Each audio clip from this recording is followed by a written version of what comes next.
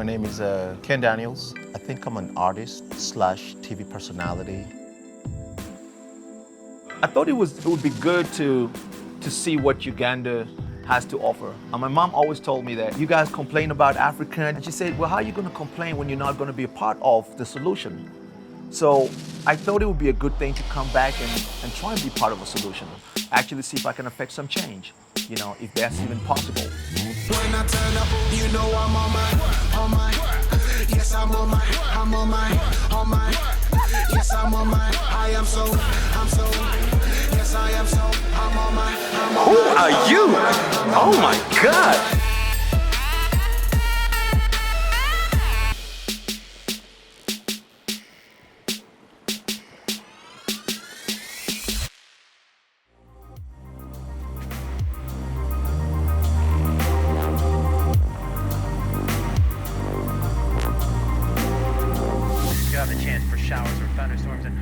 I hadn't seen Ken in probably 10 years. We met as I was graduating film school. We were running around making our examination film. Somehow he noticed us, and later I started to shoot his music videos.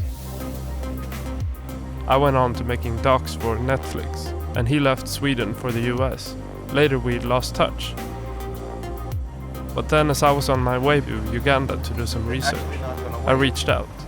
Turns out he just moved back, having lived in Sweden and the US for most of his life. Causing traffic! Hello!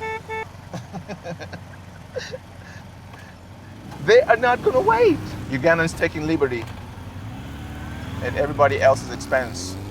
Well, driving here is a little bit of a word that I cannot really say, a B. This is where I had a bad accident, on this junction.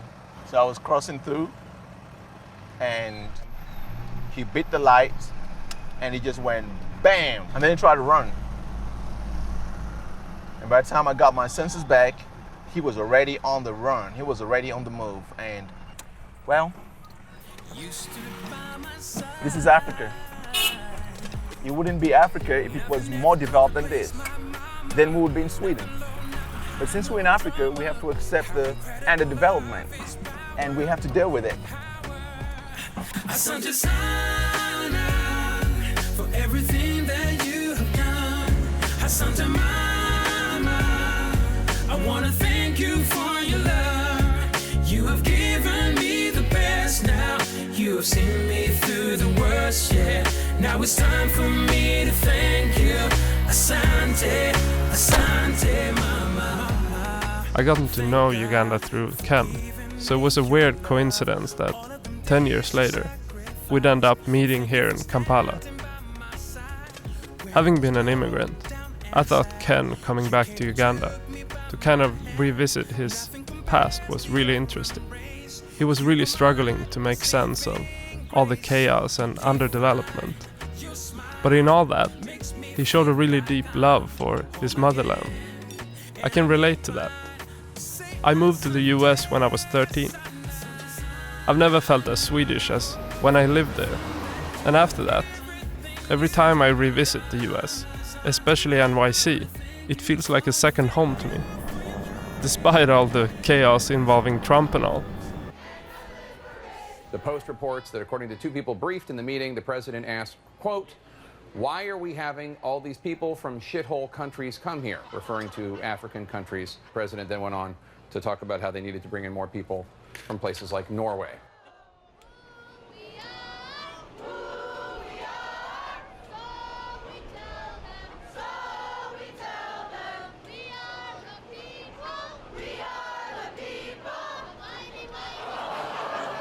Guys, I don't know how to break this to you, but I think the president might be racist. No, wait, hear me out. I know I sound crazy. The Speaker communicated a decision to suspend First Water Junior Minister Ronald Chibude for smuggling a gun into the chambers of Parliament. This led to a fist fight in the House as commandos raided the House to take over the defiant MPs. Chaos went on, bringing business to a standstill.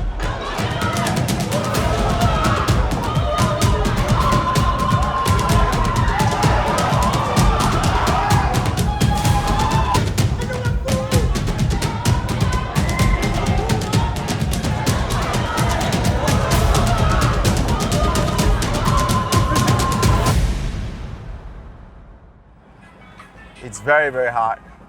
It's I think the first week was the tough week. It's like joining the Navy SEALs. They call it Hell Week. So first week was like, wow, what am I doing? Why am I back here? Second week, started getting a little better. And now we're in a couple months in.